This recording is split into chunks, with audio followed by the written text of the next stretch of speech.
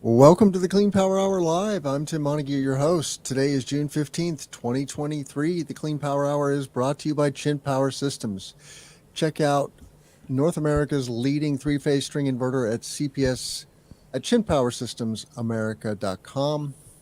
And I want to welcome my co-host, John Weaver, commercial solar guy, to the show. Hey Tim, how come you're not at Inner Solar in Europe this week, where all the cool people are?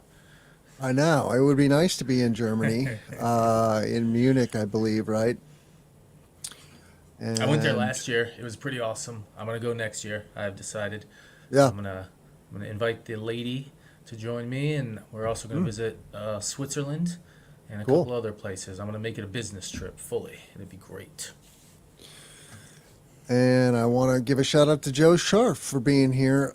He is a regular on our live show. He Hey is Joe. a arborist, engineer, and budding agrivoltaics expert. So welcome, Joe. I guess that is the question, John. How are we going to cover 3 weeks of news in 1 hour?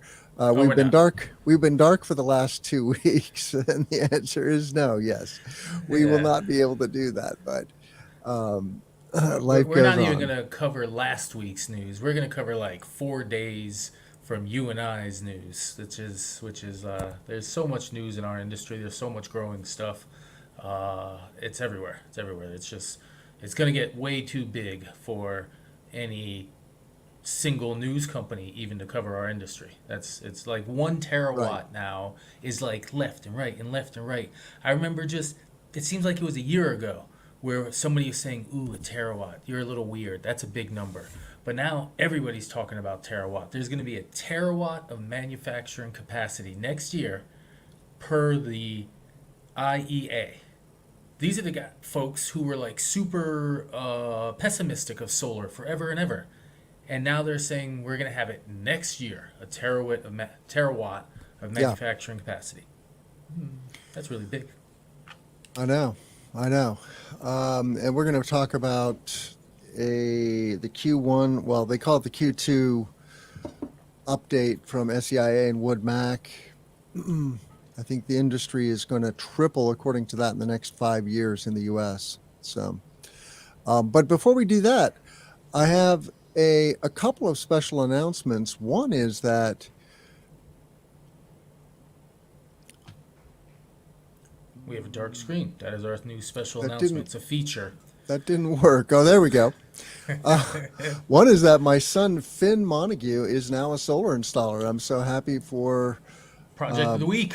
my young son. He is 21, and my youngest son, and he is now working for Harvest Solar, a solar installer out of Michigan, but he is based in their Champaign office here in Central Illinois. And this is obviously a farm project that they just wrapped up last week. So, welcome to the solar industry, Finn Montague. Really excited for a great career that he has ahead of himself as an installer.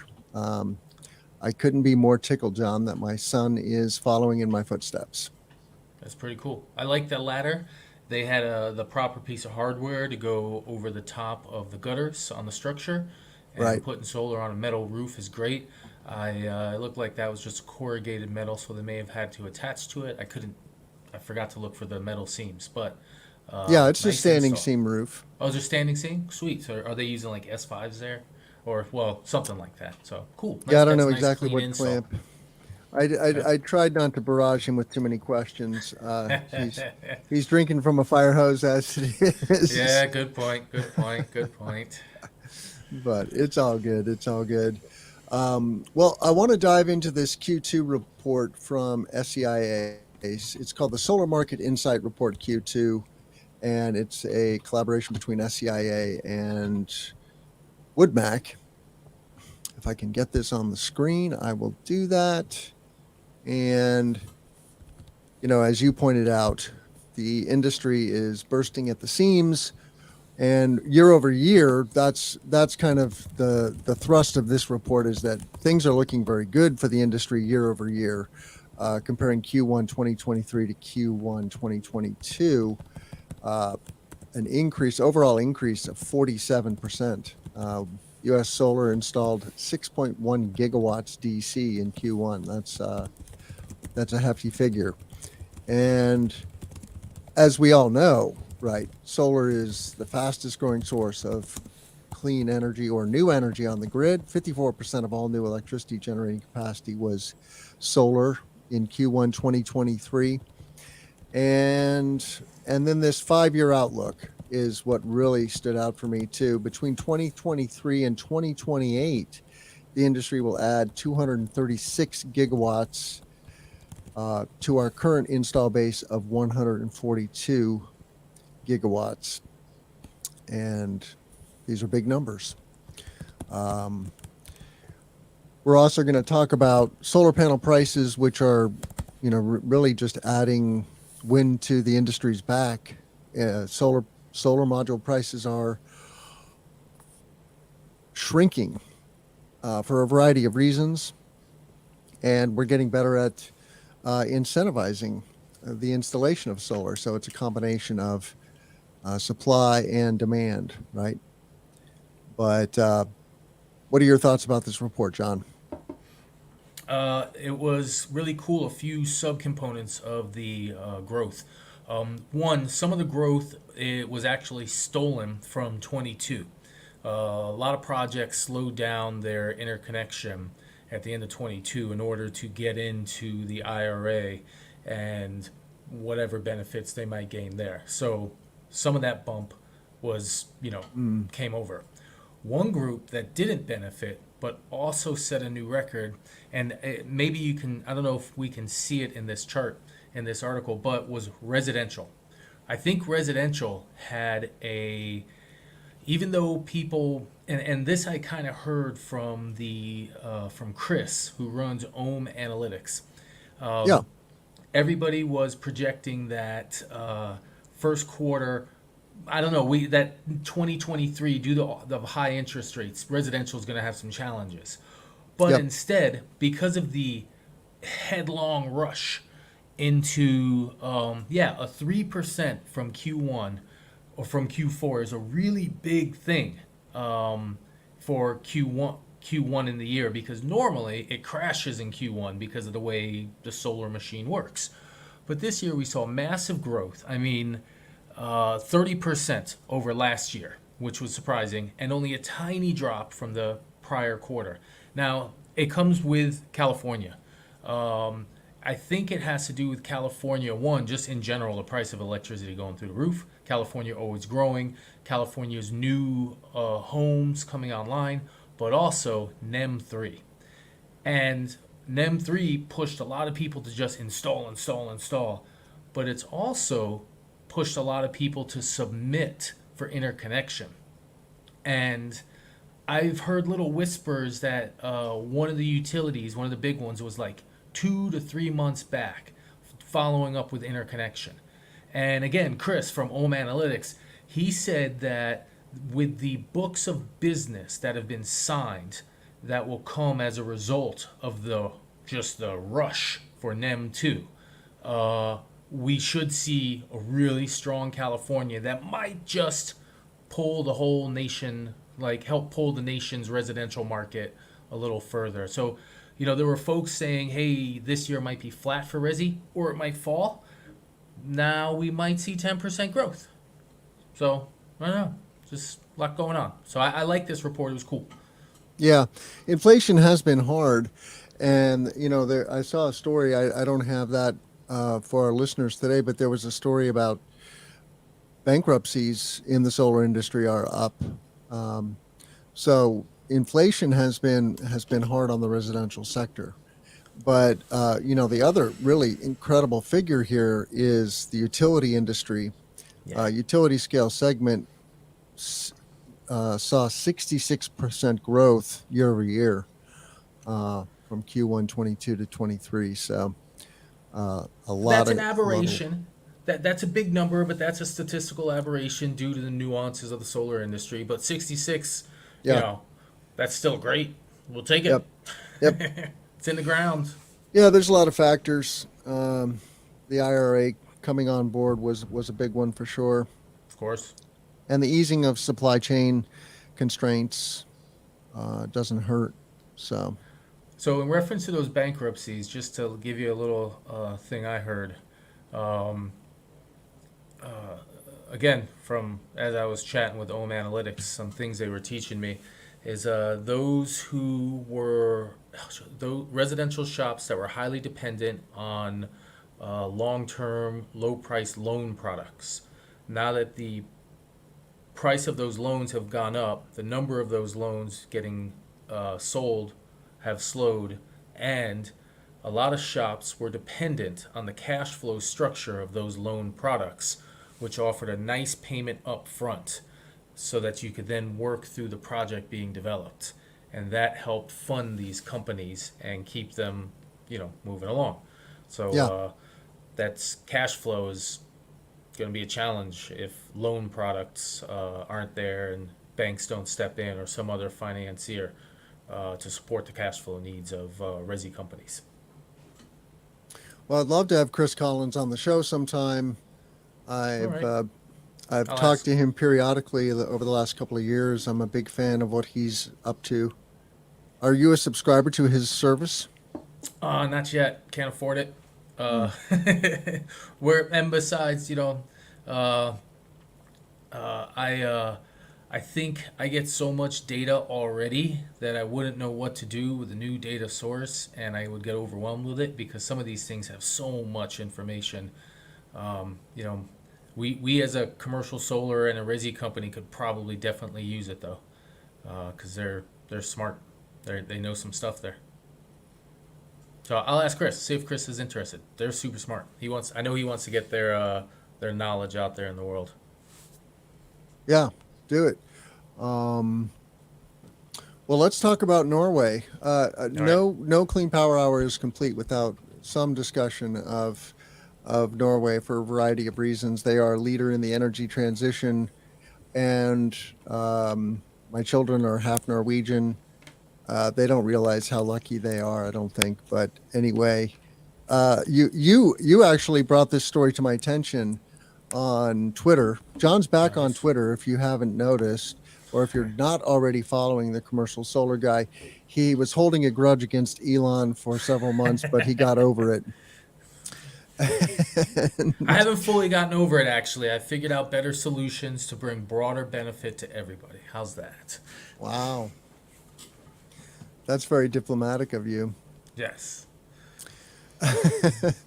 So there's this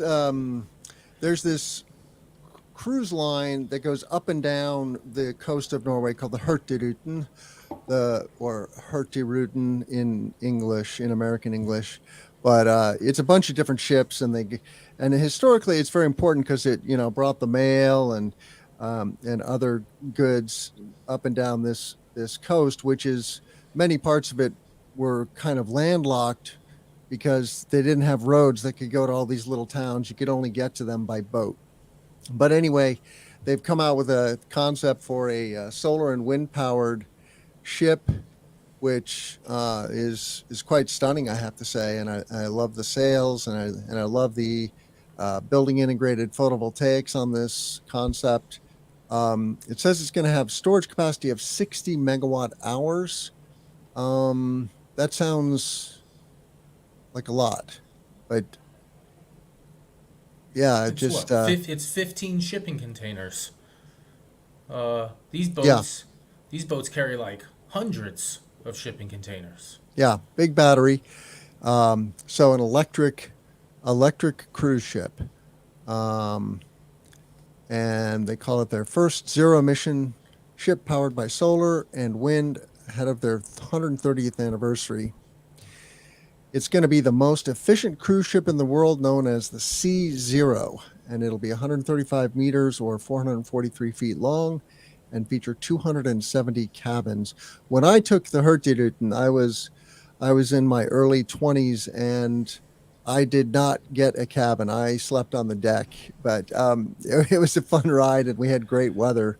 It's if you ever go to Norway, definitely catch a ride on the Hurtigruten and pray for good weather, because the weather on the west coast of Norway is uh, not very good usually.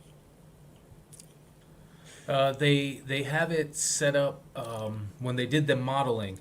They said there would be 13 to 19 stops, and so now that you're describing it, now I'm like, oh, that makes sense because I Yeah. was kind of confused about what they were saying. I'm like, wow, this is a ship, but what kind of a ship? What's it doing? What's the purpose? It seems that's a lot of stops for such a thing. And now that you say, oh, this thing goes up and down the coast, it's what they do. That's totally interesting. So cool. Nice little ship there. Yeah, because they said that the batteries will charge going up and down the coast every time it stops. When complemented by the wind and solar that are integrated, it'll it gets the job done. So I thought all that was neat. Now you describing it kind of brings it together. Yeah, it's actually a fleet of I don't know how many ships, but half a dozen ships, and they're constantly hopping up and down the coast. So Now, I like the question from our Facebook user who said, are they going to go into the storms to power up? I don't know. That'd be kind of cool. Maybe they could have like an anchor that's going behind them that's just getting pulled on by the water as they, I don't know. yeah, well, I mean, the route is what the route is, I think, and they'll deal with the weather they have. It's not, but interesting comment. So let's move on, John. Yep. Solar panels are getting cheaper.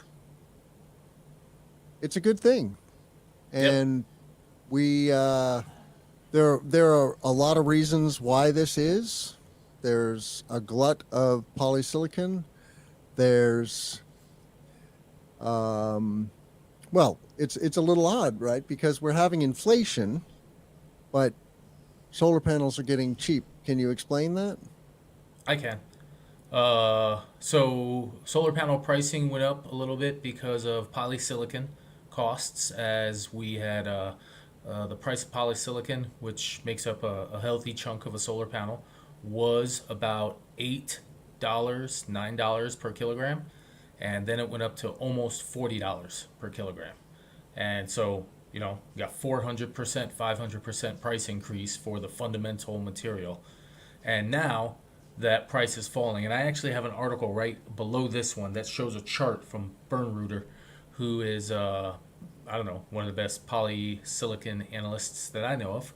And he has shown that the price is now back under $10. So we had the price go up, we had inflation plus polysilicon, and the polysilicon number was far different than inflation, 400%. Inflation was like 10%. Yeah. Now the numbers are going back down, along with general deflation, which is occurring. Well, at least some deflation is occurring across the supply chain. Commodities have fallen massively, and inflation in general is now down, at least in the U.S. It's not back to like 0.2, 0.3%. It's still at like 0.4. But last month it was really low. It was like 0.1 or something, I think. So inflation is low, which means there's not too much upward pressure on solar. Commodities that go into solar, copper, aluminum, glass, polysilicon, have all dropped much, and like majorly dropped. And so yes, it makes absolute sense that the price of polysilicon or price of solar panels is going down, and we're now starting to see it more because this is.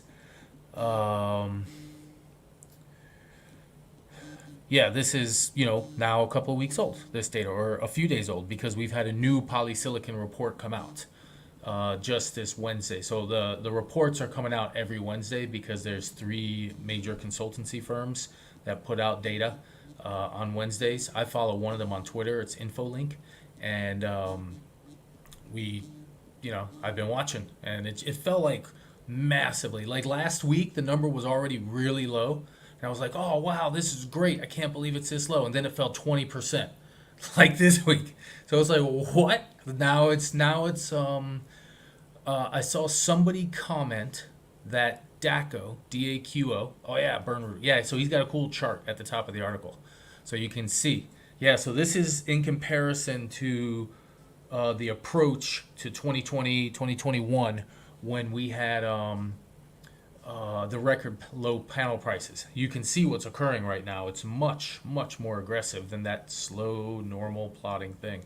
And this is because huge, huge things are coming on. But DACO, DAQO, is a big manufacturer. Somebody commented on InfoLink that in their quarterly presentations, they cost about $7.93 per kilogram to manufacture. Bernrooter has said that shops that are higher than that are already shutting down production because we're under $10. And that means some people are right now losing money manufacturing poly at this price.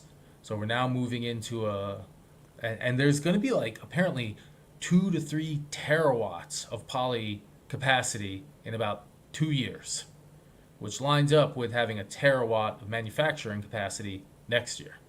So there's going to be some shuffling of things going on.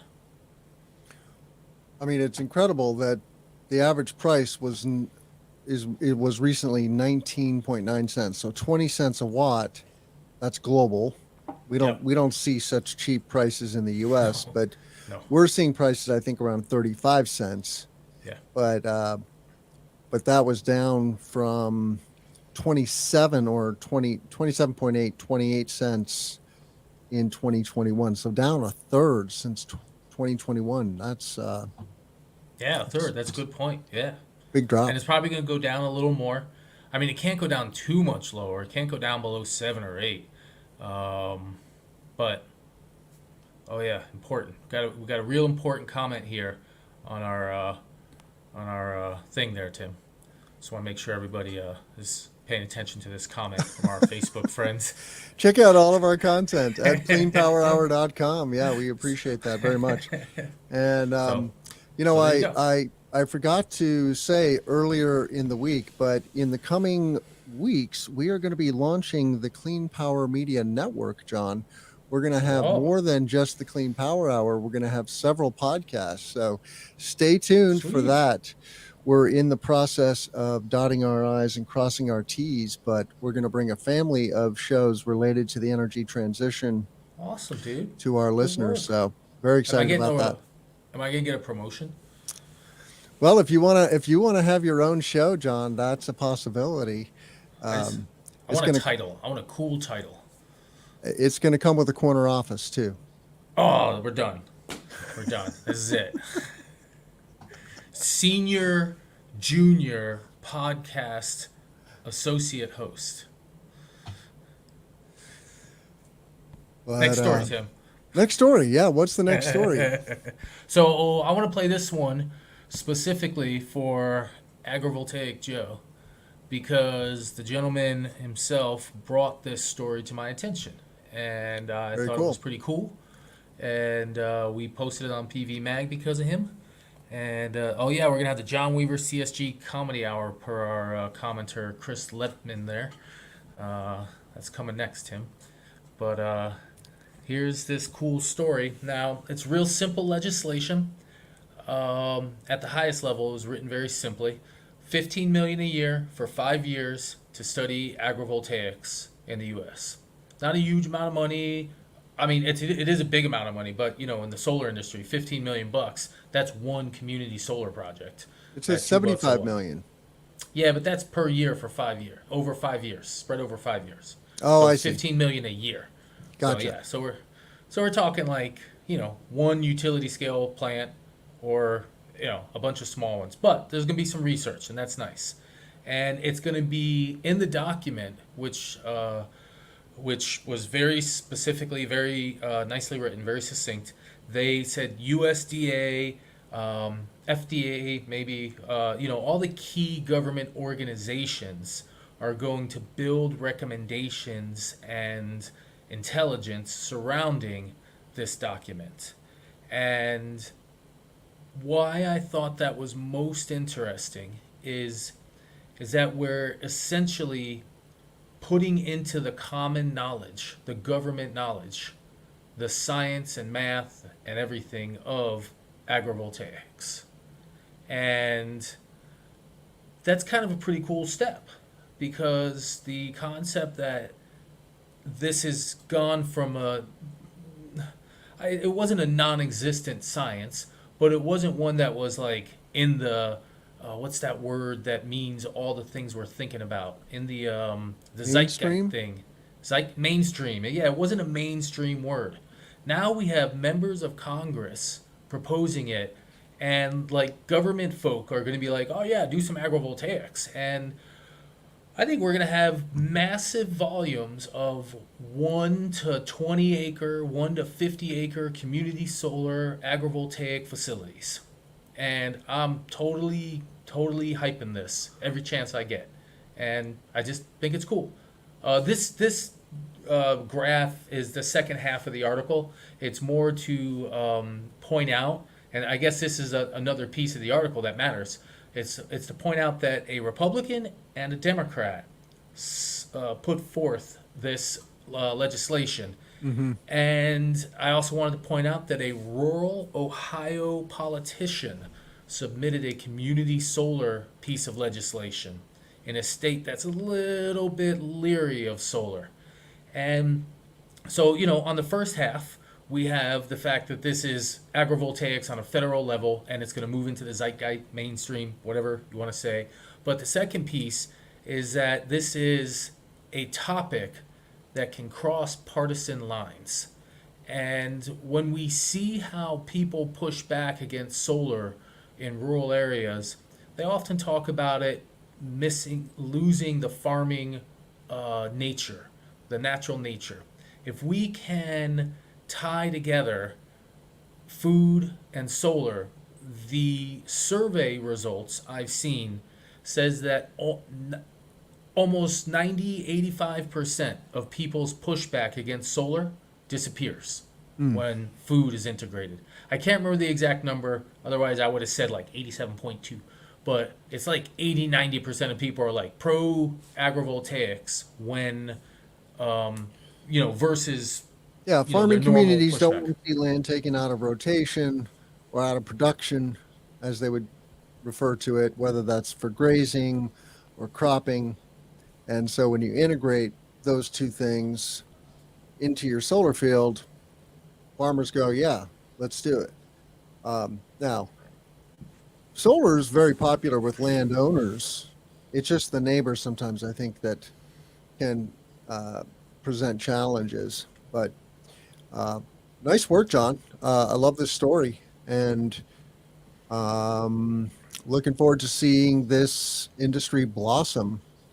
This sub industry of the solar industry blossom. It just really it's such a win-win-win, and a great way to increase the receptivity of solar. That's why I'm the ecosystem aspects of it, and then the general receptivity, because we're only going to make the energy transition fast enough if we can get all these projects permitted fast enough, right? And the nature of human organizations is it's easier to slow things down many times than it is to speed them up. So more R&D, more pilot projects, more better. All right. And you actually Okay. did another story in PB Magazine Oh, I wanted to on. push that one further down because there's so much about me in there, about these stories that I write. Jeez, I write about agrivoltaics at least once a week nowadays, Tim. It's pretty cool. The volume Well, of let's just news. talk about it, because I think Sure. this is important, and who knows, we don't want this one to get away. The title of this, let me get this on screen. Well, why don't you give us the title while I'm getting this on? Sure. What the story is that if we were to strategically plant pollinators at pre-chosen power plants, utility scale solar facilities, we could generate between 120 and 264 million dollars a year of crop benefit for local farmers. So the title is Oh, retrofitting solar farms with pollinators could yield up to 264 million in annual benefits for farmers. John, for some reason, doesn't remember that our listeners are on audio, and so uh, they're on video also. yeah, But yeah. Well, I spoke a lot of words there. That helps, you know. Uh, so what I want to know though is yeah. how did they determine that, Mm-hmm. okay, if you retrofit, so we've got all these solar farms out there, if you retrofit them, then this is going to have a benefit to other, uh, if you retrofit them with pollinator friendly Yep. vegetation, this is going to give a boost to other farming activities, right? Because there's presumably this is just going to be good for crop productivity of these other crops. Is that the concept? Yeah. So two government labs, Sandia and Argonne, have made a purpose to build a spatially explicit. So that means they literally went to maps across the US. First, they found maps of pollinator dependent crops. Then they found maps of solar farms. Then they looked at the regions that are pollinator dependent and figured out how much pollinator they already have. And so they found pollinator deficient areas. Then they cross referenced the location of solar plants and the parcels surrounding those solar plants. They looked within a very small window, 1.5 to 3 kilometers away, because that's how far out pollinators forage. These are all words I learned reading this paper, so I'm now a pollinator foraging expert, Tim. And so they then picked only out of all the solar plants in the United States, dude. They only picked out 217, and we have thousands, tens of thousands. They said Yep. 217 solar plants generate this value. So this is more than $1 million of third-party value per solar plant per year. So solar people should be getting paid for this service, is what I would argue, Mr. Montague.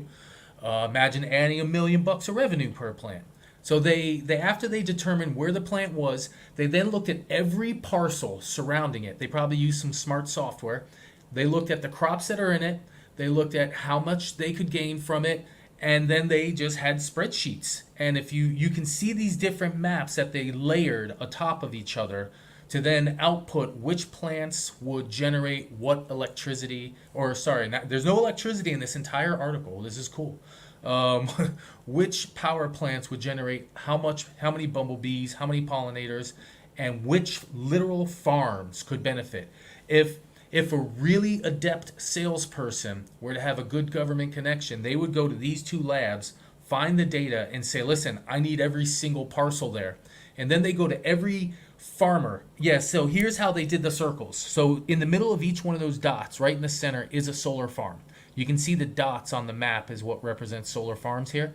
And then they did a circle around it. And then they looked at every single parcel. And if you look at the color cue, that's the percentage of pollinator dependent crops within those. So the bright blue ones, those are crops that are 100% pollinators. They note in their research that, oh, it's right there to the right. Currently, U.S. farmers are, no, California farmers spend $280 million a year to pollinate 393,000 hectares of almonds. And so the map that we have up for our listeners shows California's solar power fields and then crops that surround those fields, and it breaks it down into parcels. So this is literally, you know what? Dustin Mulvaney. I've never said his name out loud. I talk with him on Twitter. He's a researcher, I think, from Santa Clara in California, PhD, Dr. Dustin. Yeah. He brought this article to my attention the other day, and he said he wants to write a proposal to the state of California to finance as much pollination as we can in order to generate the revenue that he says would come to California. And here it breaks it down on a per crop basis, how much revenue this report thinks could be generated via planting it. So hey, Tim, I know you have connections with Mr. Jagar Shah.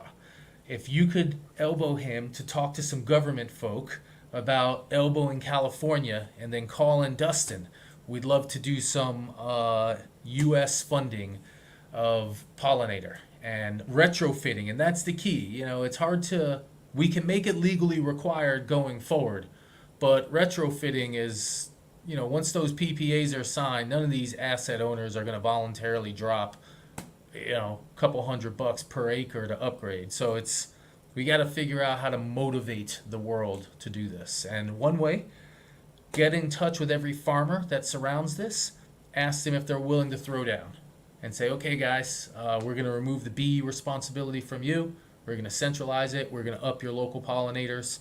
Let's do something. So there's only 217 solar plants. Maybe you and I should start knocking doors tomorrow, Tim.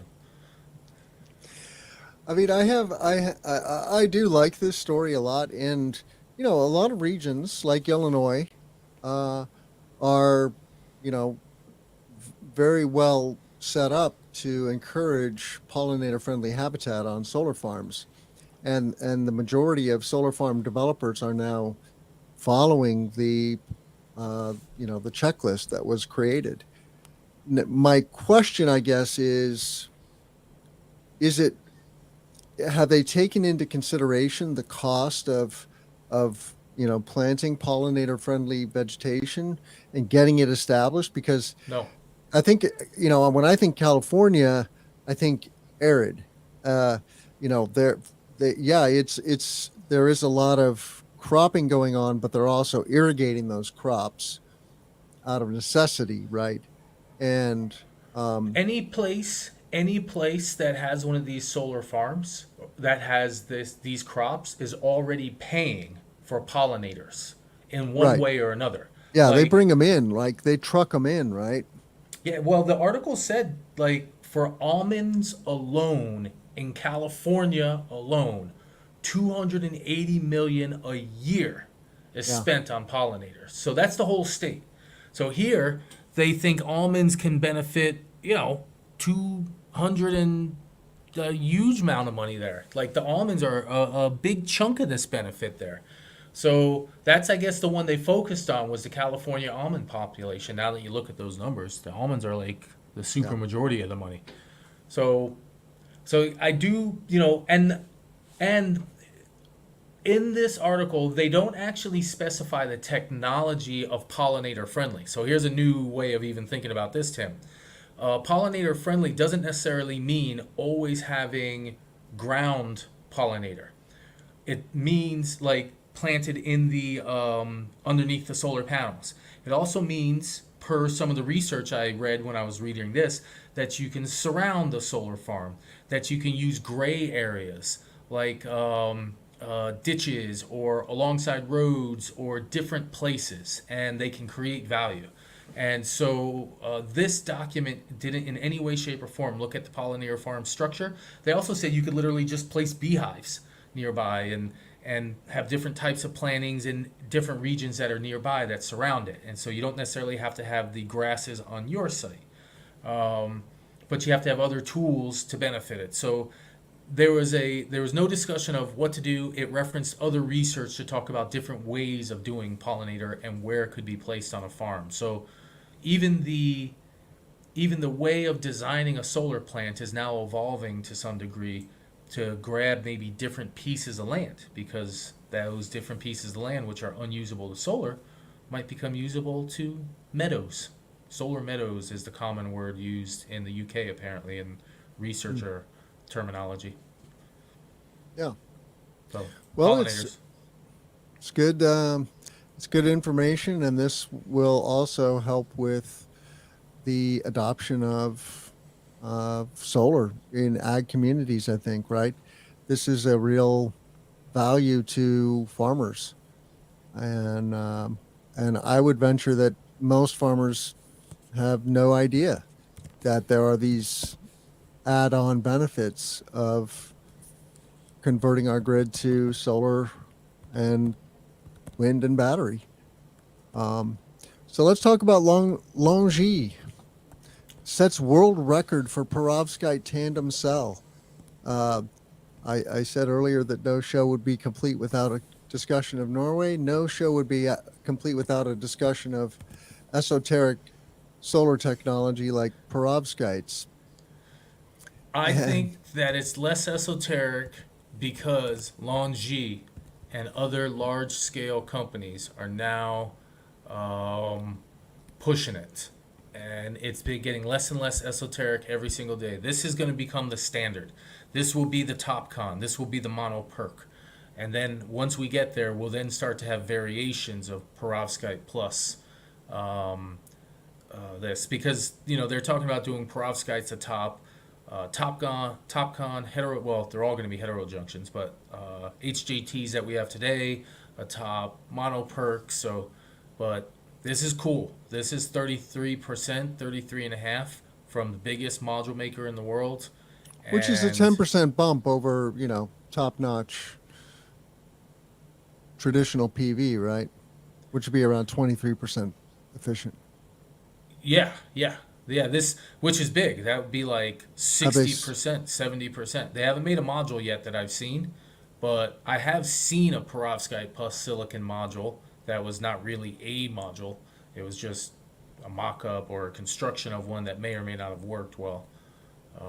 But this is a big number, 33.5%. They had a picture of a cell on the show. They tested it. They show their progression from 2021 in the middle upper 20s, like 25%, and they over 2 years they've gone from 25ish to 33, and I could see an upper bound here of 35 with a module at 32%. And a 32% module would be higher efficiency than anything I've ever built with by 12 points. Because I've only done like a 21 or a 20. 21, I think, is my highest. So this is getting closer and closer. Still might be 2 years before you and I can buy one. But it's cool. That was announced at Inner Solar. Now you get all the cool whiz-bang announcements this week of new module, new this, new that.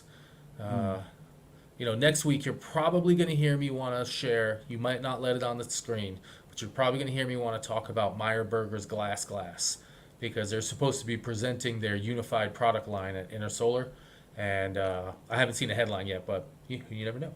Could be going on right now, man. With some beer, because it's Germany. yeah, the Meyer Burger glass is very sexy. I think it makes a lot of sense.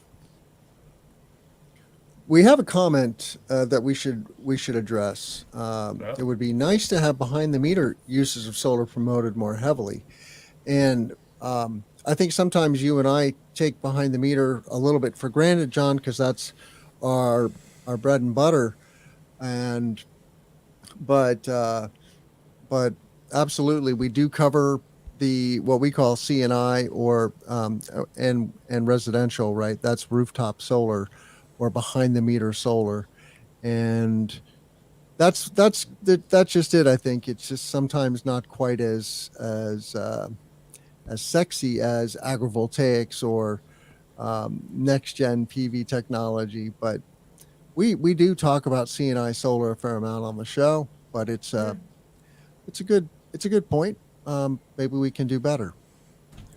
Well, I've always wanted to talk about like a single piece of new gear that's normal, not the whiz bang stuff like I'm showing with perovskites, because that's research stuff. That's really awesome and sweet, but it's whiz bang.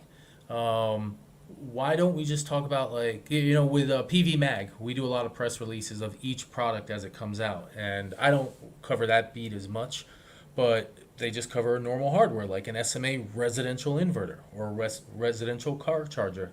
Tim, the gentleman that we had on the show who has his own podcast that was building his house that was solar plus geo plus car chargers and everything. Do you remember Yeah, his name? He's his first awesome name is with Matt. Matt. So he was awesome with consumer tech. So maybe Tim, we got to start having a consumer tech product of the week for our Matt Farrell. people. Matt Farrell. So, Consumer Tech Product of the Week. We should get a vote. How many of our users vote or listeners vote in the chat for Consumer Tech Product of the Week post? I guess it'll be my responsibility to find it. Tim, we can push Tim on it too, though. Well, So the Consumer that's Product Tech of the Week, in my mind, is the U.S.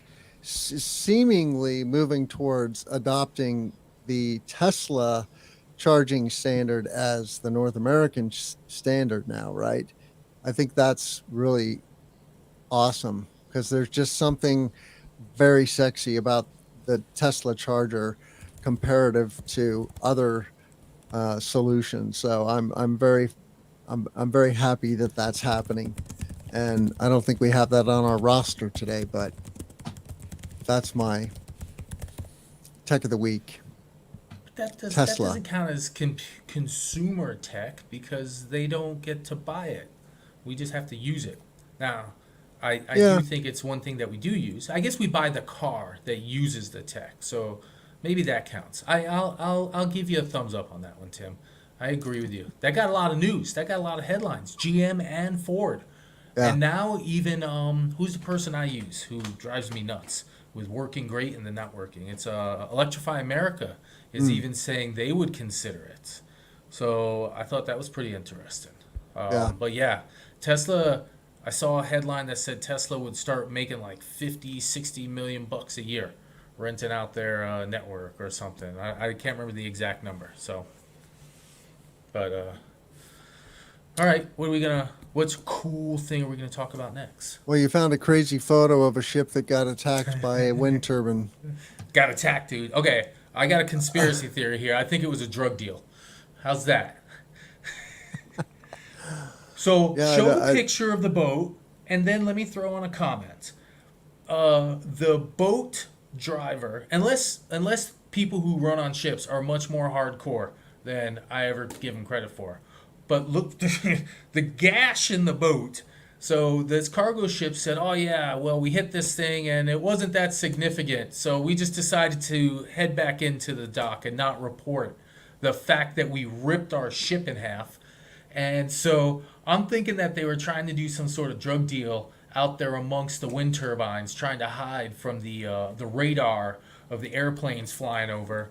And while they were like transferring some party drug, they just slid into a wind turbine base. What I thought was cool is that the wind turbine base didn't even detect a cargo ship crashing into it.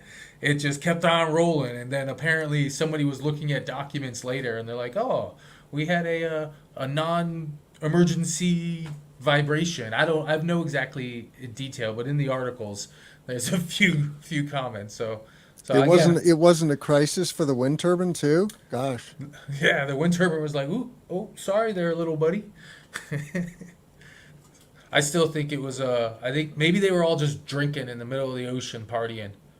Uh, hopefully it wasn't Russian or some other attack military group planting bombs or something for a threat. Because nowadays you never know with energy resources out at sea, you can have boats floating among them without any defenses at all.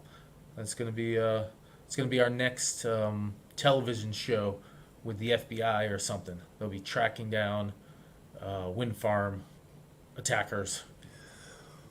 Well, for some reason, the ship got off course, which is how it ended up in the middle of a wind farm, and that's how it got hit by this Danish wind turbine.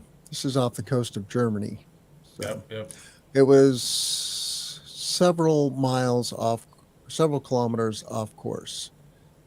They didn't say exactly how far, and this was the Gouda wind farm operated by Ørsted, the Danish wind company. Um, yeah, interesting story. I mean, accidents are going to happen, right? Like that's the nature of things that we build. Yep. It's the world. It's the world. We break stuff. We build it. We build it. We break it. So I thought this next story was cool First five because months of 2023.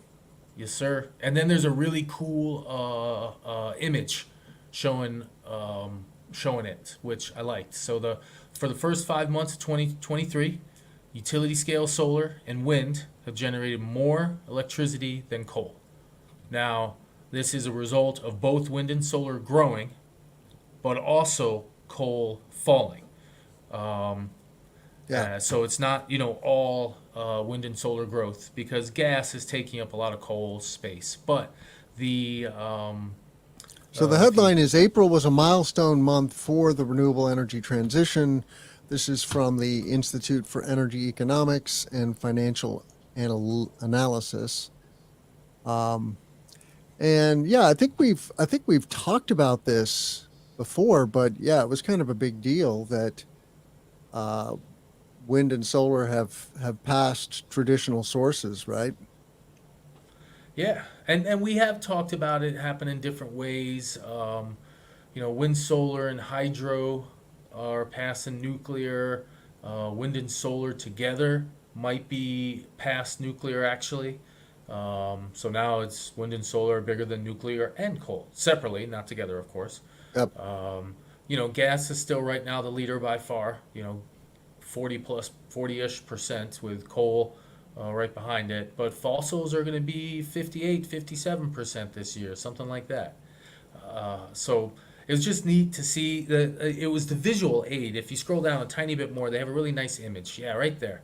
So days when renewables exceeded coal. And Hmm. you can see it start and start and start. And then in the first half of this year, bam. Yeah. It's like, whoop. It's, you know, it's overproduced and most days. Now, as the summer comes along, you can see on that chart, in the middle of that chart, there's a big fat gulf where coal outperforms renewables because wind is way down and wind leads renewables by far. It's 2.5 times what solar is, and then it gets hot. So that's when the natural gas and the coal really pick up in the summer months. But we can see the shoulder months are getting bigger, bigger, bigger, and here's coal falling. 14.3%. That's wow. I didn't realize it was that low in April and March for preliminary data, but 14. That's pretty great. Yeah.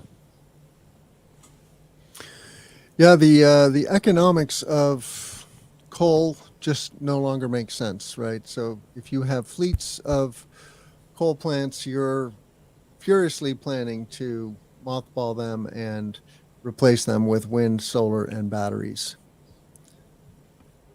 because you'll make more money, not because it's good for climate change or a safer, healthier future for humanity, but we'll take what we can get.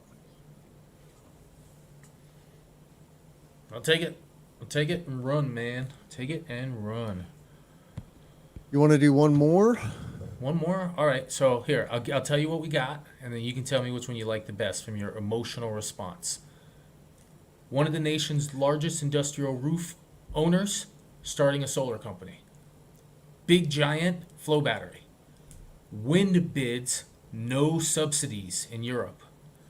Lotus Elise might be able to charge in 6 minutes. Well, let's talk about roofing and solar because that was the subject of this week's pre-recorded interview with Ooh, GAF Energy, okay. a roofing shingle manufacturer that has a building integrated roofing shingle, solar shingle called Ridgeline. Ridgeline. Great interview. All And right. so, what is this roofing company? Crow Well, Holdings? it's not a roofing company. It's an A industrial real estate building owner. developer. Yeah. Yes, real estate developer. So Crow Holdings is they're a real estate company. They were founded by Trammell Crow after World War II, and they built huge numbers of apartment complexes, multifamily, like 280,000 as of whenever they updated the website. And they've also developed over 68 million square feet of industrial roof space, including like 20, 30 million, 18 million over the last decade or so. And they have, a massive portfolio that they own. They rent it to all the big companies that move large volumes of product around the nation. Now, they have founded a new company within Crow Holdings. They have now created Crow Renewables. They're going to focus on large commercial rooftops, 500,000 square feet, a couple of them with solar storage. They're aiming specifically for community solar states. So they mentioned, I think, New York, Massachusetts, New Jersey, Illinois, Yep. 4 or 5 states. And they're also looking for ground mount community solar plus small scale utility up to 25 megs. Uh, and I just thought it was the reason this is most interesting to me is that the largest roofing asset owners, the largest building asset owners in the nation, are founding solar companies to further monetize their existing assets. They're not just calling developers. They're making companies. They're not saying, "Oh, we want to make a little money." No.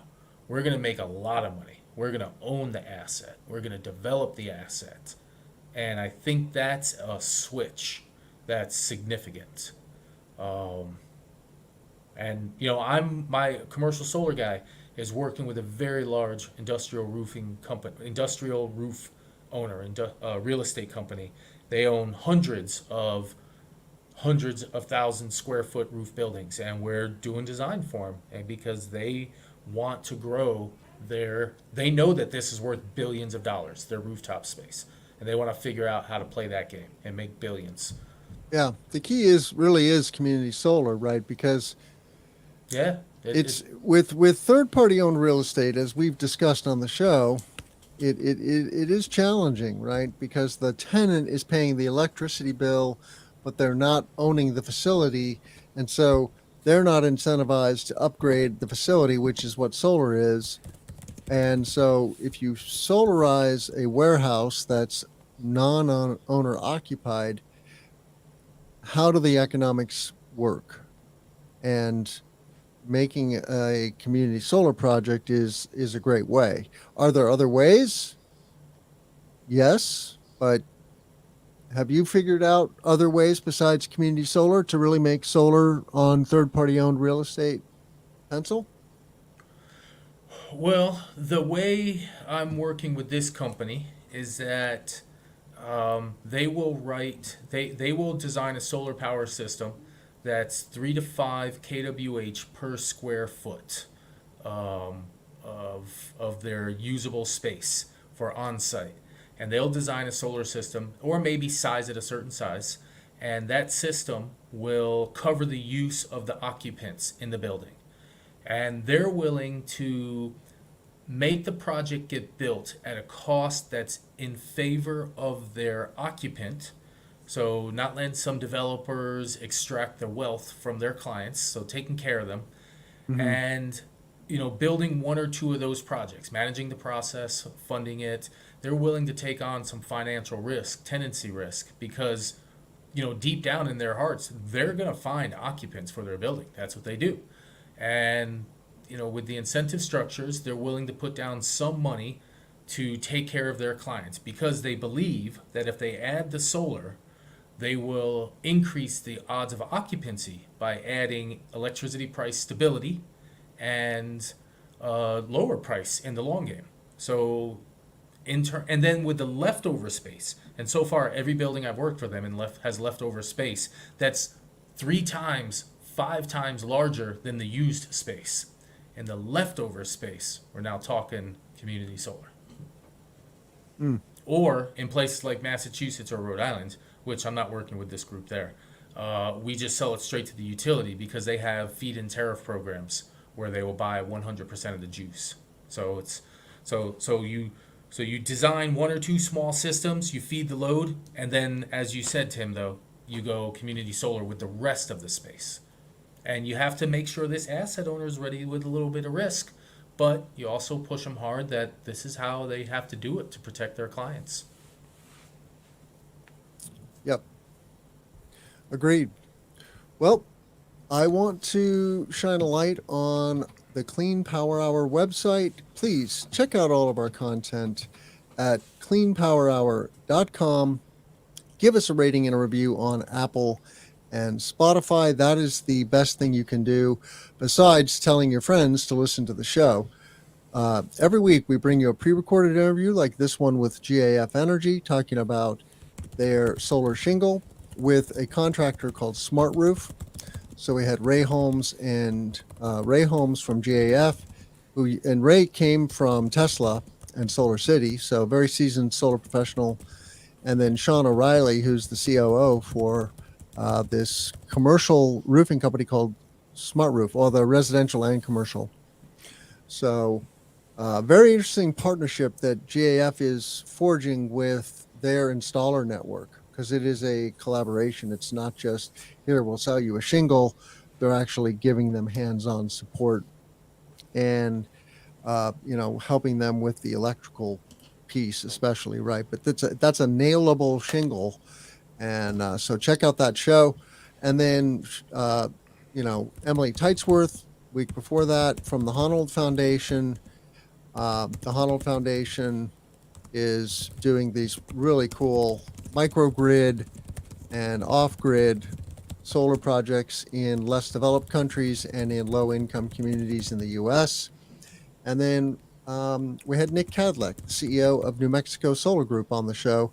They are an ESOP, an employee stock ownership program company, owned by the employees.